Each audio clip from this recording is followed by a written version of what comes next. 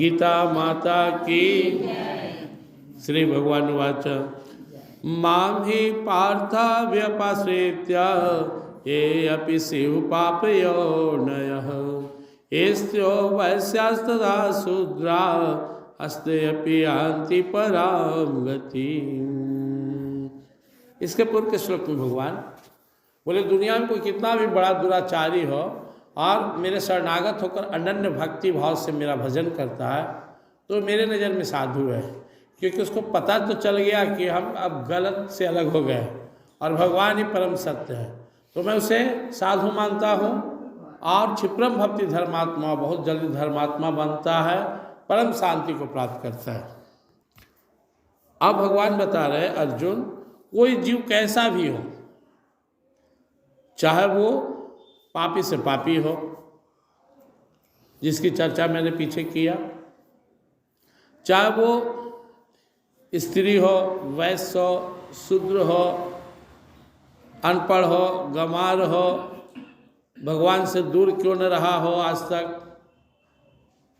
कितना भी दीनहीन दुखी पापी दुराचारी कोई भी हो समाज में,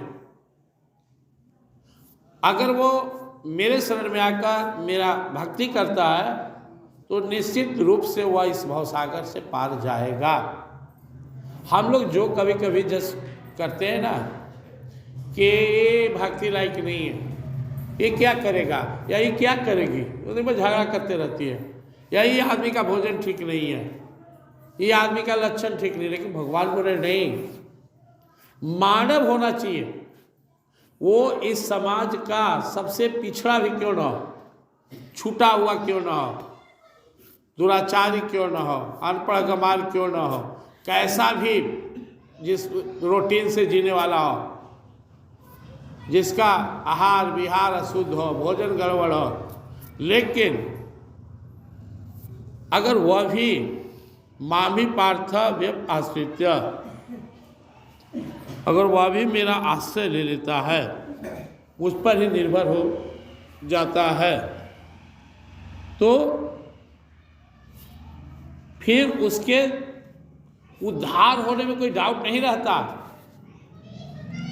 अब हम सब कभी कभी सोचते हैं क्या हमको भगवान मिलेंगे, इतना तो निम्न स्तर का जीवन है, घटिया जीवन है, संत साधक का कोई गुण नहीं है, न भोजन शुद्ध, न विचार शुद्ध, न व्यवहार शुद्ध, मन कुटिलता से भरा हुआ, अंदर बाहर से गंदगी ही भरा हुआ, कैसे भगवान मिलेंगे। ये भगवान हिम्मत दे रहे हैं, इस संसार में ऐसा कोई भी जीव अर्जुन नहीं है जो मुझ में लगे और ना तरे, बस लगने की देरी है। अब इसके पीछे का लॉजिक हम लोग कई बार चर्चा किए हैं। इसके पीछे का जो लॉजिक है वो दो है। एक तो भगवान परम कृपालु है, दयालु है, कोई उनके दरबार में आ जाए, अपने आप को उनके शरण में डाल दे, शरणागत हो जाए, सच्चे मन से उनका हो जाए और अपने जो जीवन में गड़बड़ सड़बड़ जो जीवन जिया उसका त्याग करके सत्य पथ पे चले, तो भगवान उसको तार देंगे। भगवान बहुत दयालु है। दूसरा हम लोग को समझना है कि हम शरीरी आत्मा है, आत्मा सोया हुआ है, सुसुप्त है।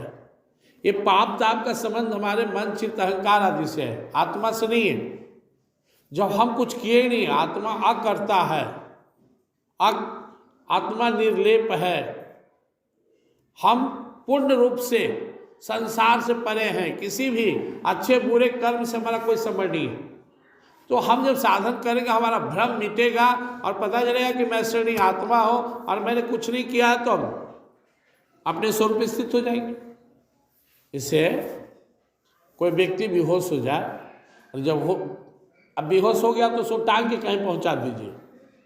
जब उसको होश आता है तो सोचता है मैं तो सो गया था, मुझे तो कुछ पता ही नहीं चला।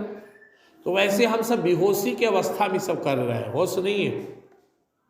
जो अपना उसको अपना नहीं मानते, भगवान अपना इनको सब अलग हो गया है। और इस संसार में सब माया का संबंध है, नकली संबंध है, उसी को पकड़ रहे हैं। मेरा बेटा, मेरा पोता, मेरा पति, मेरे भाई, मेरे ये मेरे वो, नकली को असली का मान रहे हैं और असली से नाता तोड़े हुए हैं। तो जैसे ही हमें रियलाइज होगा, होश आएगा, हम अपने स्वरूप पे स्थित हो जाएंगे।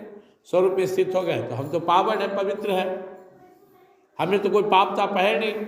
इस तरह से अपने स्वरूप की अनुभूति होते ही हम संसार के सारे मोह माया शक्ति से, सारे पाप ताप से छूटकर अपने दिव्य स्वरूप में स्थित हो जाते हैं।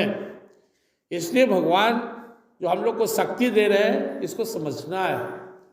हम जैसा भी रहे हों, अब तक जैसे भी जिए हों, अगर अब से भी हम परमात्मा में लग जाएं, अपने अंतःकरण में भगवान को बसा लें, हमारा उद्धार हो जाएगा। हमें पीछे देखने की आवश्यकता नहीं है, हमें वर्तमान में जीना है, भगवान से जुड़कर जीना है। किम पुनर्भाव न पुण्य भक्ता राजस्य अस्तथा हर नित्यम सुखम लोकम इमं प्राप्य भजस्व मां। बोले मैं अर्जुन जब कह रहा हूं कि पापी से पापी जीव को भी तार दूंगा, कोई भी हो, स्त्री हो, पुरुष हो, पढ़ा हो, अनपढ़ हो, गमार हो, चोर हो, साधु, कुछ भी मानव होना चाहिए और मुझ में लगना चाहिए। लग गया तो मेरा पार। तो अब तुम बताओ कि जो रोज सत्संग करता है, रोज गीता पढ़ता है, रोज भगवान का ध्यान करता है, संयम नियम से रहता है, तपस्या करता है, जोगी है, ऋषि है, पुण्यात्मा ब्राह्मण है, सिद्ध भक्त है, राजर्षि है, ब्रह्मर्षि है, तो क्या वो भगवान में रहेगा तो अटक जाएगा? कोई जो आज तक पढ़ा नहीं, अनपढ़ बच्चा है, अगर वो भी पढ़ सकता है तो जो पढ़ रहा है क्या वो नहीं पढ़ेगा? समझिए, भगवान करे कि पापी से पापी कैसा भी जीव हो, आज तक हमसे भले दूर रहा हो, अब भी मेरे शरण में आ जाए तो मेरा पार है। तो जो हम लोग रोज सत्संग कर रहे हैं, भजन कर रहे हैं, गीता पढ़ रहे हैं, साधना कर रहे हैं, ध्यान कर रहे हैं, हम अगर और मन से लगे तो क्या हमारा उद्धार नहीं होगा? पक्का हो जाएगा। सिंपल सा उदाहरण है, माँ बाप अपने बच्चा से कहता है कि देख वो गरीब का बेटा है, साधारण स्कूल में पढ़ता है, कोई इसको पढ़ाने गाइड करने वाला नहीं है, फिर भी वो लोग को पढ़ के अच्छा बन गया, तुमको हम अच्छा स्कूल में पढ़ा रहे हैं, तुमको हम गाइड कर रहे हैं, तो क्या तू नहीं पढ़ सकता? तू भी पढ़ सकता। सिंपल सा बात भगवान कह रहे हैं कि दुनिया में ऐसा कोई भी जीव नहीं है जो मुझ में लगे और ना तरे, यानी लग जाएगा तो तरेगा ही तरेगा, चाहे जैसा भी हो, जैसा भी जीव। एक बार एक महात्मा के पास एक व्यक्ति गया, बोला महात्मा जी आप मुझे अपना शिष्य बनाइएगा। महात्मा जी कोई दिक्कत नहीं है, अगर तुम परमात्मा में श्रद्धा रखते हो, परमात्मा की ओर बढ़ना चाहते हो, तो मैं तुम्हें शिष्य बना लूँगा, तुम्हें मंत्र दूंगा, साधना बताऊंगा। बोले मैं तो चोर हूँ। तो कोई बात नहीं है, उसे छोड़ देना, भगवान में लग जाओ। अब छूटेगा कि नहीं हम नहीं जानते हैं। मंत्र दीजिएगा? बोले हाँ, मैं दारू भी पीता हूँ, मैं मांस खाता हूँ, मैं बहुत गलत आचरण पर चलता हूँ, फिर मुझे मंत्र दीजिएगा, चेला बनाइएगा। बोले हाँ। तो आप क्यों बनाइएगा? मुझे सुधारने का कोई चांस नहीं। महात्मा जी बोले देखो बाबू, जिसने तुम्हें बनाया वो तुम्हारे साथ जब भेदभाव नहीं करता है, तू पापी है तो धरती फट जाता तुम्हारे लिए तब ना। तुमको जल नहीं मिलता, तुमको धूप नहीं मिलता, भोजन नहीं मिलता। जब वो परमात्मा भेदभाव नहीं करता, तुमको मौका पर मौका दे रहा है कि सुधर जाओ, सुधर जाओ, सुधर जाओ, तो मैं क्यों भेदभाव करो? मैं भी चाहूँगा तो सुधर जा, भजन करो, भगवान में लगो। ईश्वर हम लोग को बार बार क्यों मौका देते हैं? लोग कहता है कि अगर कोई पाप किया तो मर क्यों नहीं जाता? भगवान उसको मार क्यों नहीं देते? मारते तो है ही, भगवान रावण को मार दिए, कंस को मारे, बहुत सारे दुष्टों का भगवान संहार कर दिए, लेकिन अवसर तो दिए। किसी का 100 अपराध क्षमा किए। रावण के पास बार बार दूत भेज रहे, मान जाओ, नहीं माना। पांडव के पास, पांडव का दूत बनकर भगवान खुद कौरव के पास गए, मत झगड़ा करो, मिलकर रहो, नहीं माने, सबको कटवा दी। आपका बेटा या बेटी आपके बक्सा से पैसा निकाल ले, आपके पर्स से पैसा निकाल ले, तो आप जान मारते हैं क्या? हाथ काट दीजिएगा? नहीं, खीस में 2-4 थप मारते हैं। तो हमसे तो भगवान के बेटे हैं, भगवान ही परम दयालु हैं। सोचते हैं कि अब सुधर जाए, बार बार मौका देते हैं और धमकाते भी हैं भगवान हम सबको। क्या करें भगवान? अनित्यम सुखम लोकम इमं प्राप्य भजस्व माम। 3 बात भगवान ने कहा 2 श्लोक में। पहली बात, जीव जैसा भी हो, कितना भी पापी हो, लेकिन अगर मेरे शरणागत होकर पूरे मन योग से, मन से, दिल से मेरा भक्ति भजन करता है तो वो तरेगा। मैं उसका पिछला इतिहास नहीं देखता, कारण क्या कुछ कटेगा, कुछ सजा मिलेगा भी। मैं नियत देखता हूँ। अगर उसकी नियत सही है, वो प्रयासित करना चाहता है, अपने पापों से दूर जाना चाहता है, मेरे शरणागत होकर अपना उद्धार चाहता है, तो मैं उसकी सहायता करता हूँ, उसका बेड़ा पार लगाता हूँ। ये पहली बात।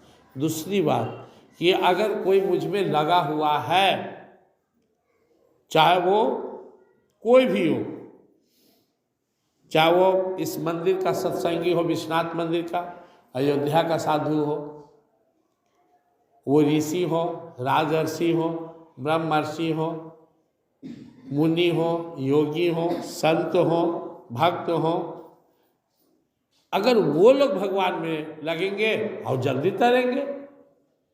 क्यों? क्योंकि वो पहले से ही पुण्य कमा रहे हैं, भगवान में लगे हुए। इसलिए इन लोगों को भगवान ने पुण्य शब्द जोड़ा। जो लगा हुआ है भगवान में सब पुण्यवान है। तो जो पतित है वो भी तरेगा, और जो लगा हुआ है वो जल्दी तरेगा। तो 2 बात बताकर तीसरी बात भगवान बोलते हैं, अनित्यम सुखम लोकम। अर्जुन, इस दुनिया में कोई भी सुख टिकाऊ नहीं है, अनित्य है। मिलेगा कि नहीं मिलेगा, और कितना दिन रहेगा। शरीर ही बूढ़ा बूढ़ी हो गया, क्या सुख भोगेगा? दांतें टूट गया, क्या स्वाद लेगा? कमर झुक गया, कहाँ जाओगे घूमने? आँख की रोशनी खत्म हो गया, पचने बंद हो गया, डाइजेशन सिस्टम काम नहीं कर रहा, क्या खाइएगा? अनित्यम सुखम लोकम इमम। दुनिया में जो तुम्हें शरीर मिला है, ये क्षणभंगुर सुखों में, विषयों में, मोह माया में डूबने के लिए नहीं मिला है।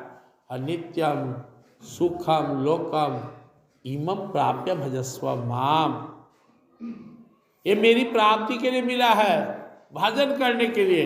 इमं प्राप्य भजस्व माम। हे मानवो, हे मनुष्यों, सुनो, ये मनुष्य शरीर मैंने तुम्हें अपनी प्राप्ति के लिए दिया, इसलिए मेरा भजन कर और भव सागर से निकल जा। कितना दयालु है अपना प्रभु। हम सबसे आह्वान कर रहे हैं, सभी मनुष्यधारियों को बुला रहे हैं, चाहे वो कोई भी हो चराचर जगत में, चाहे वो महान आत्मा हो या पतित आत्मा हो। आत्मा महान पतित नहीं होता। महान आत्मा के मतलब व्यक्ति से जो महान काम कर रहा है। आत्मा तो सबका एक जैसा है। हम महात्मा उसको कहते हैं जो अच्छे काम में लग गए। तो वो जीव जैसा भी हो, पुण्यात्मा हो या संसार का सबसे पतित जीव हो, कोई भी भगवान में लग गया तो बेड़ा पार है। अब आप लोग सोचिए, जो समय आप गुजार लिए, संसार में क्या मिला?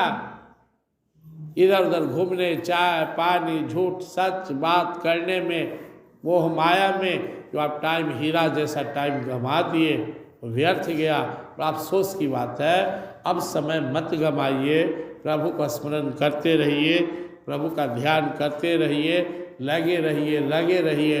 वो बुला रहा है, उसकी मर्जी है तारने की। ये तरना तब मुश्किल होता जब मेरी इच्छा होती और उसकी नहीं होती, प्रभु की नहीं होती। मैं किसी के घर में जाना चाहता हूँ और उस घर वाला नहीं चाहता मैं उसके घर में जाऊं, तो जाना मुश्किल है, एक तरह से असंभव है।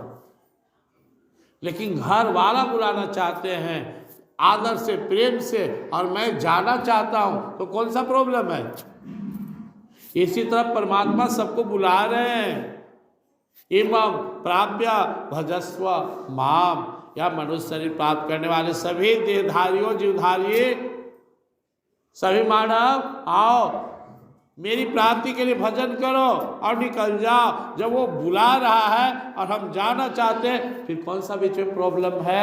इसलिए चिंतन मनन करते रहिए। या मनुष्य तन संसार के विषय भोगों में फंसने उलझने के लिए नहीं मिला है, या मनुष्य तन भक्ति भजन कर निकलने के लिए मिला है। इसलिए हम भक्ति भजन करेंगे और भव सागर से पार जाएंगे। बोलिए वृंदावन बिहारी लाल।